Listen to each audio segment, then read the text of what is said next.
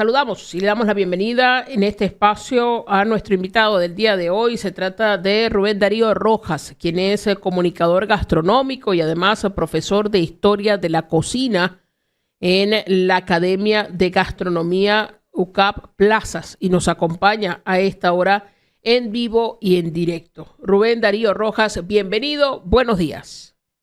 Ahora sí, buenos días. Buenos días, ¿qué tal? Bueno, estamos en una época del año que, entre otras particularidades, se distingue también por lo que comemos, por lo que consumimos, especialmente la noche de Navidad o los días más cercanos a la Navidad, en el compartir con los compañeros de trabajo, con los amigos, con los vecinos, con la familia, y hacer la celebración de fin de año, Año Nuevo. Y esos platos tradicionales no solamente incluyen la yaca, el pan de jamón, la ensalada, que es como el plato principal, sino que también se acompañan con postres, con dulces. ¿Cuáles son los emblemáticos, los más tradicionales en nuestro país? Fíjate, yo creo que si nos vamos a lo más tradicional, no podemos dejar de lado el tema de los dulces en almíbar. Y ahí especialmente tenemos el dulce de lechosa. Y digo que es lo más tradicional porque desde tiempos coloniales hay registro de la elaboración de estos dulces en almíbar en los conventos, especialmente el primer registro es de un convento en el estado Mérida, de las monjas clarisas que preparaban dulces en almíbar. Eh, y en nuestro país se vinculó tradicionalmente a las celebraciones. En principio a la Navidad, pero también para Semana Santa, para los días de Pascua, se preparaban estos dulces en almíbar. Y a lo largo de la historia culinaria del país han estado presentes siempre en la mesa de celebración, por lo tanto, en los días de Navidad.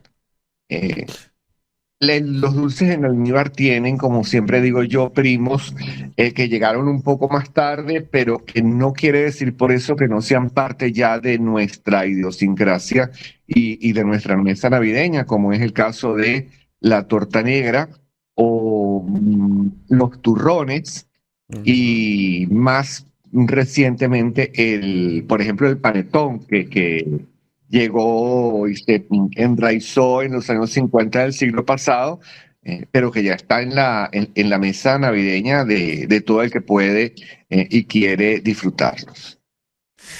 Hay un tema con la gastronomía venezolana y por supuesto con los postres y con las temporadas, ¿no? En la navideña hay un tema con la gastronomía venezolana, es que es producto o el resultado de muchas fusiones, de muchas mezclas, de muchos rasgos culturales. ¿Qué es lo que más distingue a los postres venezolanos de esa mezcla cultural que tiene por lo menos más de 100, 200 años y que poco a poco se va transformando como la propia sociedad según su punto de vista? Yo creo que en líneas generales la gastronomía venezolana es muestra de esa apertura que siempre hemos tenido como país. Los pueblos viajan con sus recetas, con sus ollas, con sus ingredientes. Y Venezuela siempre ha sido una sociedad de venezolanos, siempre ha sido muy abierto, dispuesto a probar, a recibir esas influencias. Yo siempre cuento que en el colegio creo que todos tuvimos en algún momento compañeritos españoles, italianos, portugueses, y nos acostumbramos a comer lo que ellos también comían. No era para nosotros sorprendente. Y si vamos viendo cada uno de los postres que forman parte específicamente de la mesa navideña, creo que un gran ejemplo de esto es la torta negra. La torta negra es una herencia obviamente caribeña de la llegada de inmigrantes de las Antillas, que vienen a su vez con una preparación muy tradicional inglesa, con influencias continentales, como el tema de las especias dulces. Y para nosotros la torta negra es venezolana, no tiene ninguna duda. ¿Qué ha pasado? que, por ejemplo, nosotros en Venezuela a la torta negra sustituimos el azúcar por papelón, porque para nosotros el papelón está más cercano a la paleta de sabores que dominamos. En Venezuela a la torta negra le ponemos chocolate, por eso la torta negra venezolana sabe a torta negra venezolana, porque tiene una combinación de papelón, tiene la combinación, el agregado del chocolate, pero tiene las frutas confitadas, tiene los frutos secos y tiene las especias dulces que llegaron con esas oleadas inmigrantes. Y creo que es representativo de lo que nosotros a nivel culinario y a nivel social también siempre hemos sido. Ahora, profesor, en el plato central salado hay algunos elementos que representan de alguna forma la diversidad del país y tiene las particularidades de cada región. Lo conversábamos en otra entrevista con otra especialista también en este tema. Bueno, no es lo mismo una yaca oriental que una yaca zuliana o que una yaca de la capital o que una yaca andina o llanera. Va reflejándose como las características de cada una de las zonas del país. En los dulces, en los postres, sucede algo similar con algunos, o hay como un consenso más nacional sobre cómo se preparan indistintamente del lugar en el que nos ubiquemos. Sí, a diferencia de la yaca que se ha transformado en esta bandera, no solo de las regiones, sino de las casas, de las familias. Cada familia tiene su propia versión, su propia receta de hallaca, bien sea que le ponen más, le ponen menos, le agregan más papelón o le ponen más picante. La dulcería es más homogénea. ¿Por qué? Porque las recetas dulces necesitan mantenerse estandarizadas.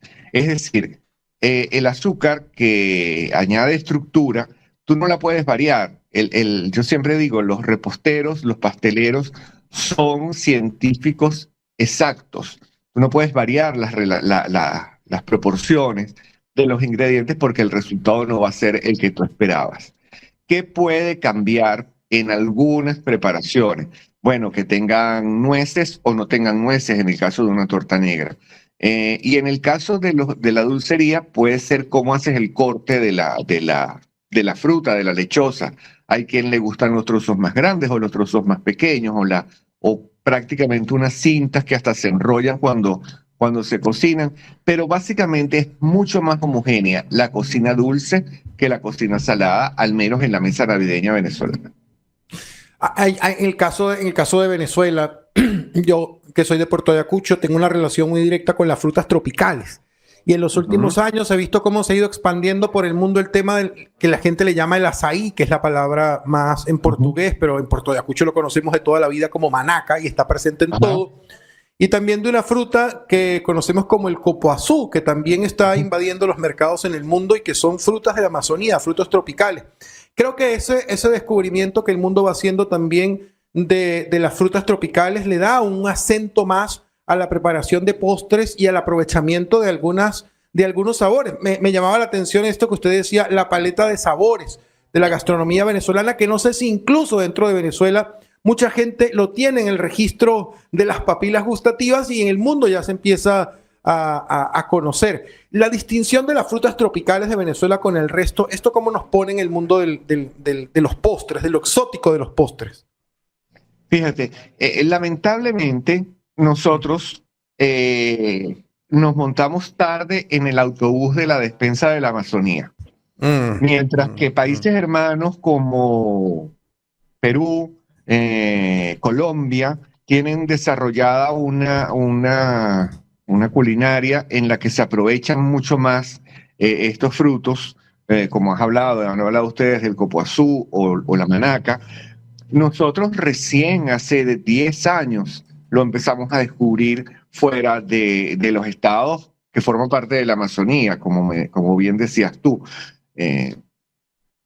Lo más cercano a la presencia de algunos de estos productos en la mesa navideña nuestra tiene que ver con el uso del copoazú, pero para transformar las semillas del copoazú en un derivado parecido al chocolate, porque finalmente el copoazú, el Theobroma grandiflorum, es un antepasado del Theobroma cacao, que es con el que se hace el chocolate.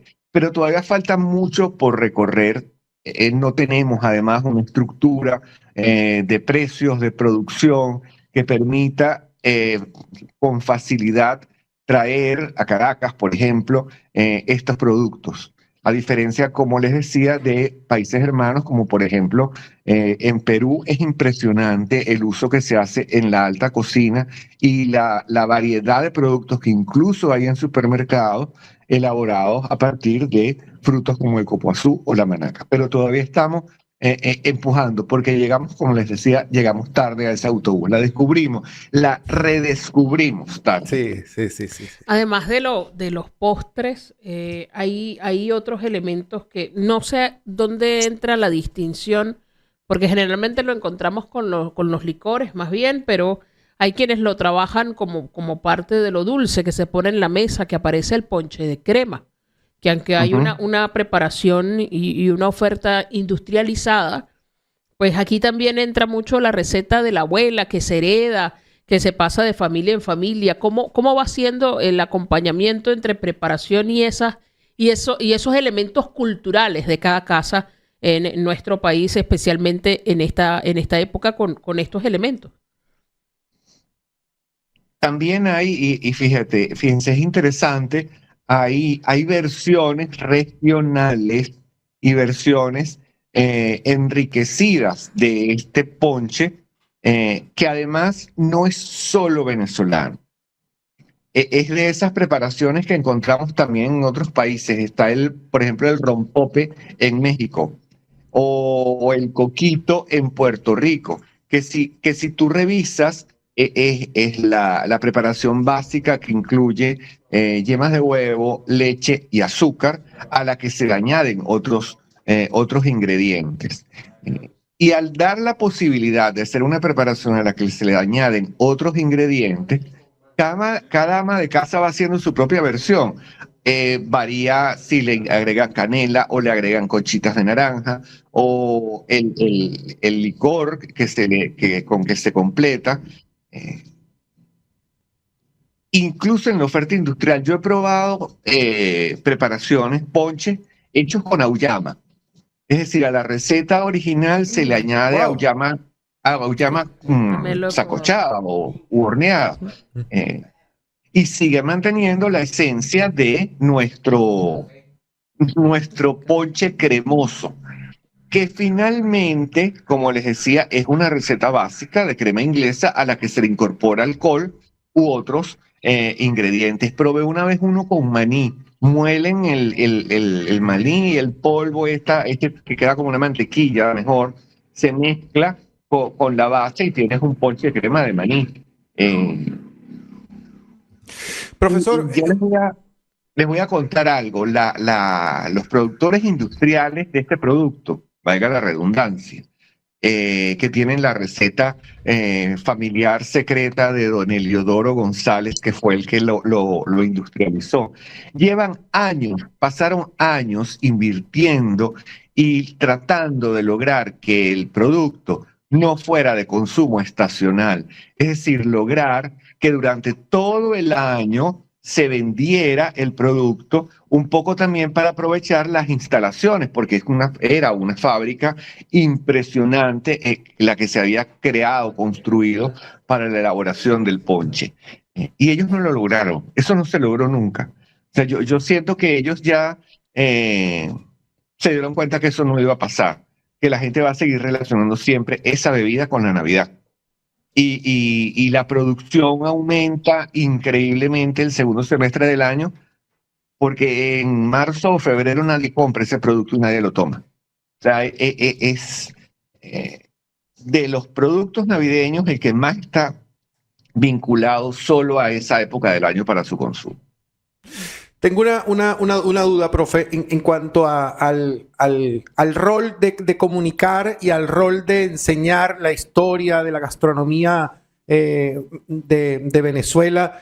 y como lo ha dicho usted, hay sabores que nos llevan a un momento del año, pero que difícilmente podemos obtener ese sabor o esa ilusión de ese sabor en otro momento, ¿no? Cuando se enseña esto, ¿cómo se estructura una clase para que alguien comprenda esto de manera sistémica, ¿no? Que no necesariamente un pan de jamón va a ser exitoso en Semana Santa, pero que sí puede ser exitoso a partir de una época del año. Y lo pregunto por Venezuela, porque tal vez nuestro país no tiene unas marcas, al menos climáticas, donde la gastronomía o el consumo de alimentos van cambiando conforme cambian las estaciones. Nosotros pareciera que pudiéramos comer lo mismo todo el año y no hay ninguna incidencia importante. Pero esto, ¿cómo se enseña? ¿Cómo se transmite para que alguien que aprende a cocinar, para que alguien que está tratando de comprender la gastronomía, bueno, asocie una serie de sabores, una serie de platos, una serie de recetas con momentos específicos del calendario? Fíjense, yo creo que hay que considerar varios elementos para entender esto, ¿no? Y nosotros en Laga procuramos que los muchachos tengan una visión que incluya el aspecto de los pisos geográficos. Los pisos geográficos son todo lo que tiene que ver con el tema de las regiones del país, que es un diferenciador fundamental. Mientras el estado Zulia tiene una tendencia al consumo de muchas preparaciones fritas, la inclusión de la mostaza, que tiene que ver con la zona geográfica donde están y la influencia que han tenido como región hacia el estado Sucre, tienen comidas más especiadas, porque ese piso geográfico, esa región, siempre estuvo más vinculada a las Antillas y a Trinidad y Tobago. Eso es un elemento que hay que considerar, el tema de las regiones. Pero también hay que considerar el tema antropológico y social. Porque comemos en diciembre lo que comemos, porque le damos a la celebración de Navidad como sociedad un peso importante y diferenciador, que no tiene nada que ver con las estaciones y las temporadas del año. La época del año en que quizá es más complicado conseguir buenas hojas de hallaca es diciembre, porque viene de las lluvias, las hojas están rotas, cuesta mucho más la recolección. Sin embargo, lo consumimos en diciembre porque la hallaca tiene un peso cultural que lo vincula a la celebración, y la celebración por excelencia es la Navidad. Es decir, nosotros tenemos que tener lo que siempre decía la profesora Ocarina Castillo, una visión rizomática de los platos. Es decir, son muchas raíces, muchas ramas que se extienden, y nosotros procuramos que los estudiantes se den cuenta que un plato es mucho más que un listado de ingredientes y una técnica. Hay todo un contexto, como les decía, de despensas regionales, de tradiciones, de clases sociales, de una visión antropológica, que son las que conforman la historia y el potencial que realmente tiene cada plato para los que lo consumen. Ahora, ¿cómo se va dando también esta construcción quizás complementaria, ¿no? En lo que consumimos en Navidad, cuando nosotros miramos platos tan complejos como la hallaca, digo complejos por la variedad de ingredientes y lo que implica su preparación, o el pan de jamón, que no es un cachito cualquiera como algunos se atreven a decir, pero con aceitunas y alcaparras, sino que tiene sus elementos, o la ensalada, o cualquier otro elemento que pongamos, porque no es el lomo que nos comemos en cualquier momento del año, sino un lomo negro especial, macarronada en una región, pasticho en otra, y todos estos elementos no sé si coincide conmigo, con la sencillez con la que acompañamos con algunos postres, porque luego no es tan complejo hacer o un quesillo, o un manjar, o un dulce de lechosa, o un majarete, que aparece también en esta época del año. ¿Cómo va apareciendo esa combinación en esta, además, añadido de cultura y tradición? La mesa siempre es una amalgama, siempre es una mezcla, donde vas combinando, o el ama de casa, o quien hace la selección de los platos, o quien organiza el evento, trata de combinar todo lo que pueda tener que le traiga recuerdos bonitos, memorables, con los que todos se sientan cómodos. Por eso el plato navideño es tan complejo. Y bien decías tú, después de una comida tan compleja, tan pesada, donde tienes hallacas, donde tienes el pan de jamón, la macarronada, la ensalada de gallina o la ensalada de pollo, o así sea la ensalada rusa, como decía yo el otro día, pero que haya una ensalada que acompaña porque la hallaca sola pareciese que no alcanza. Los postres, los dulces de Navidad son mucho más, ¿cómo decírtelo? Como calladitos, como tímidos. La presencia del dulce en la mesa navideña es tímida porque ellos solo cierran. O sea, cierran un servicio de mesa que alcanzan picos súper complejos como el de la hallaca. Por lo tanto, la dulcería tiende a ser más sutil, más silenciosa, más como para ese momento del cierre y la sobremesa, porque los platos salados son protagónicos, los pongas como los pongas y los pongas cuando los pongas.